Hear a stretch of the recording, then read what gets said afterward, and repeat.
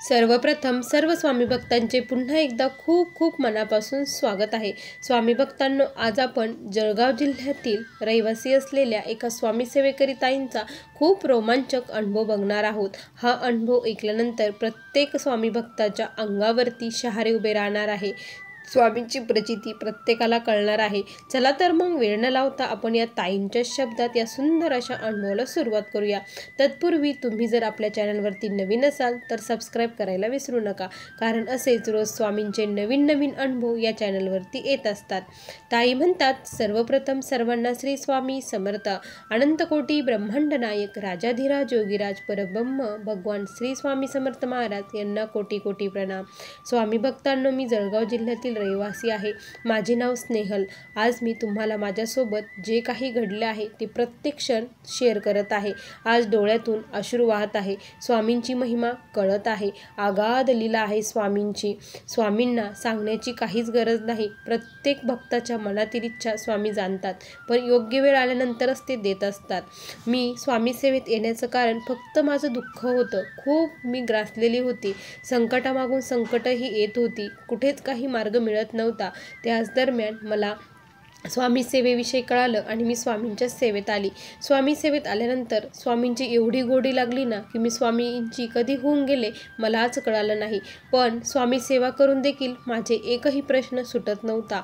मला ज्येष्ठ सेवेकरी जी सेवा सांगत होती ती प्रत्येक सेवा मी करत होती, पण मला अनुभव मात्र येत नव्हता। असंच थोडे दिवस गेले आणि मी प्रश्न उत्तर देखील केले। प्रश्न उत्तर करून देखील मी मनापासून दिलेली सेवा सर्व काही केली, तरी देखील मला अनुभव नाही। आणखी मला संकट वाढत होती। मी जशी जशी सेवा वाढत होती तसे तसे घरामध्ये वादविवाद वाढत होते। माझे आणि मिस्टरांचे खूप भांडण होऊ लागले होते। मी पारायणाला बसली की माझे भांडण व्हायचे। असं वाटायचं हे का बरं होत आहे। स्वामींपुढे खूप रडायची, स्वामी का बरं परीक्षा बघत आहात। मी मठामध्ये जायची आणि स्वामींसोबत एकटीच पुटपुटायची, खूप भांडायची स्वामींसोबत, पण स्वामी मात्र माझ्याकडे बघून सारखे हसायचे आणि काही एक बोलत नसायची। मी वेड्यासारखी बडबड बडबड करायची आणि घरी निघून यायची। माझं जे काही दुःख आहे ते स्वामींपुढे व्यक्त करून मी घरी आल्यानंतर मन मोकळं झाल्यासारखं वाटायचं। असेच दिवस गेले, खूप दिवस गेले। अक्षरशः 14 वर्षाचा काळ उलटून गेला। स्वामींवरचा विश्वास डगमगू दिला नाही। स्वामींनी मला फळ नाही दिले, काही अनुभव नाही दिला, तरी मी स्वामी सेवा सोडली नाही। प्रत्येक क्षणाला श्री स्वामी समर्थ या मंत्राचा जप करत राहिले, कारण स्वामींच्या चरित्रामध्ये स्वामींनी सांगितलं होतं, श्री स्वामी समर्थ हा क्षणाक्षणी मंत्र प्रीतीने जपावा अहोरात्र, तेने सर्वात पाविजे। या वाक्यावरती मी विश्वास ठेवला होता। स्वामी, तुम्ही स्वतः सांगितलं आहे तर तुम्ही माझी देखील इच्छा पूर्ण करणार आहे, कारण माझ्या मुखामध्ये तुमचा हा क्षणाक्षरी मंत्र कायम मी ठेवणार आहे, असं स्वामींना म्हणायची। तुम्ही किती परीक्षा घ्या, काही करा, पण मी तुम्हाला सोडणार नाही, असं मी प्रत्यक्षात स्वामींना म्हणायची आणि स्वामींची सेवा ही सुरूच ठेवली। प्रत्येक सेवा करून झाली, पण मला माझी इच्छा पूर्ण झाली नाही आणि अनुभवही आला नाही। असंच एक दिवस मी आमच्या केंद्रातील ज्या खूप दिवसापासून सेवेकरी आहेत त्या खूप छान आहे, त्यांचा स्वभावही खूप छान आहे, खूप प्रेमळ आहे, प्रत्येक गोष्ट समजून सांगतात। मी त्यांच्याजवळ त्या दिवशी खूप रडली, ताई मला आता हे लोकांचे बोलणे सहन होत नाही, मी खचली आहे। मला असं वाटतं की माझा संयमाचा बाण आता तुटणार आहे। मी का बरं स्वामी माझी एवढी परीक्षा बघत आहात, असं स्वामींच्या त्या ताईंच्या गळ्यात पडून मी खूप रडली। ताईंनी खूप समजून सांगितलं, हे बघ, आपण जेव्हा स्वामींकडे येत असतो तेव्हा 7 जन्माचं पापाचं गाठोडं स्वामींच्या पुढे ठेवत असतो आणि स्वामी आपल्या 7 जन्मीचं पाप हे जेव्हा धुवून काढतात, आपली पाठी कोरी करतात, त्यानंतर आपल्या आयुष्यात सर्व काही चांगलं घडत असतं। तू स्वामींवरती विश्वास ठेव, नक्की तुझ्या देखील इच्छा पूर्ण होतील। तू जेवढी सेवा वाढवशील तेवढे पाप लवकर लवकर कमी होतील आणि तुझी भक्ती स्वामींपर्यंत नक्की पोचणार आहे। त्यांनी खूप छान पद्धतीने त्या दिवशी मला समजून सांगितलं आणि माझाही विश्वास बसला आणि मी पुन्हा एकदा नव्याने स्वामींची सेवा करू लागले। गुरुचरित्र पारायणाला सुरुवात केली। त्याच दरम्यान काय झालं की मठामध्ये दिंडोरी येथून सेवेकरी येणार होते।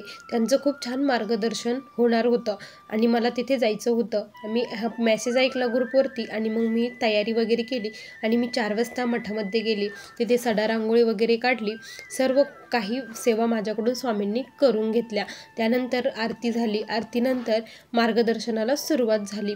ते खूप छान सांगू लागले की ते मोरेदादा चॅरिटेबल हॉस्पिटलचे काम सुरू आहे, त्यासाठी तुम्ही दान करा. त्याबरोबर तिथे भैरवचंडी ही सेवा होणार आहे. या सेवेमध्ये प्रत्येकाने सहभागी व्हा.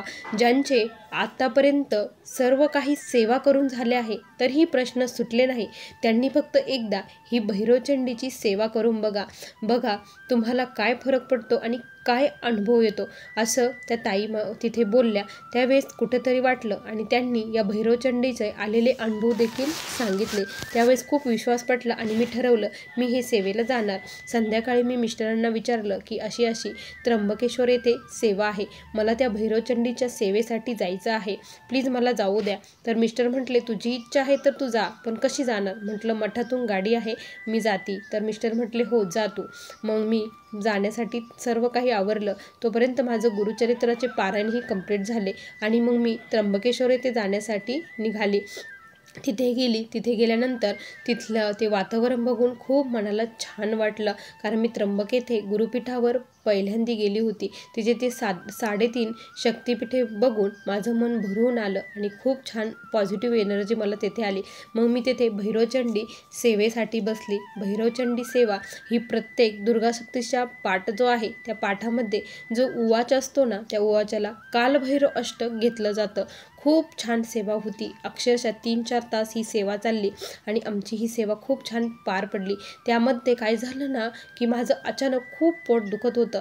जेव्हा माझा 3रा अध्याय चालू होता, त्या 3ऱ्या अध्यायापासून थोडं पोट हे दुखत गेलं आणि इतका प्रचंड पोटाचा त्रास होऊ लागला. तशीच मी सेवा केली. पूर्ण 13 अध्याय केले. सर्व सेवा झाली. माझा पोटाचा त्रास थोडा देखील कमी होत नव्हता आणि मग मी काय केलं की घरी आली. घरी आल्यानंतर देखील माझं पोट हे सारखं दुखत होतं.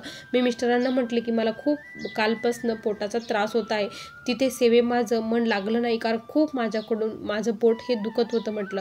तर मिस्टर म्हटले काही हरकत नाही, आपण डॉक्टरकडे जाऊन येऊया. मग आम्ही डॉक्टरकडे गेलो.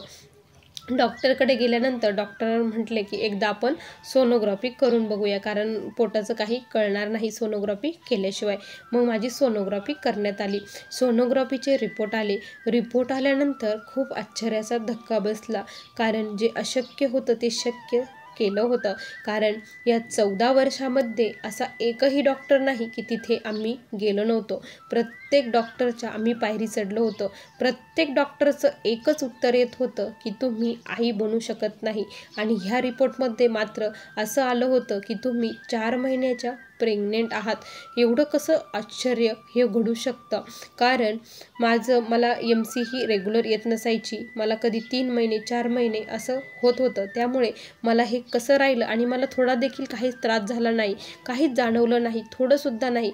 आणि जेव्हा हे रिपोर्ट आले, डॉक्टरांनी हे सांगितलं, तेव्हा खूप आनंद झाला आणि खरंच अशक्य होतं ते शक्य स्वामी कृपेने झालं. मला आई बनण्याचं भाग्य स्वामींनी प्राप्त करून दिलं. फक्त माझ्या नशिबात नव्हतं, पण स्वामींनी दिलं. 7 जन्माचे पाप नाहीसे केले आणि मला आई बनण्याचं सुख फक्त स्वामी सेवेने प्राप्त झालं. परीक्षाही खूप घेतल्या, संकटही खूप आले, पण त्या संकटामध्ये स्वामींनी प्रत्यक्षात माझी साथ दिली. स्वामी भक्तांनो, खूप मला असा हा स्वामींचा दिव्य अनुभव आला. हा अनुभव शेअर करावं अशी इच्छा झाली, म्हणून तुमच्यासोबत मी माझा हा अनुभव शेअर करत आहे. आज मी, माझी मुलगी, माझे मिस्टर आणि आम्ही सर्वजण खूप सुखी आहोत आणि स्वामींच्या सेवेमध्ये रममान आहोत. स्वामी भक्तांनो, अशीच तुम्ही देखील स्वामींची सेवा करावी या हेतूने अनुभव शेअर केला आहे. असा मला आलेला हा अनुभव होता. श्री स्वामी समर्थ. बघा स्वामी भक्तांनो, किती सुंदर अनुभव होता. तुम्हाला या ताईंचा अनुभव कसा वाटला नक्की कमेंटमध्ये कळवा. पुन्हा भेटूया अशा सुंदर अनुभवासोबत. तोपर्यंत सर्वांना श्री स्वामी समर्थ. जय जय स्वामी समर्थ. श्री गुरुदेव दत्त.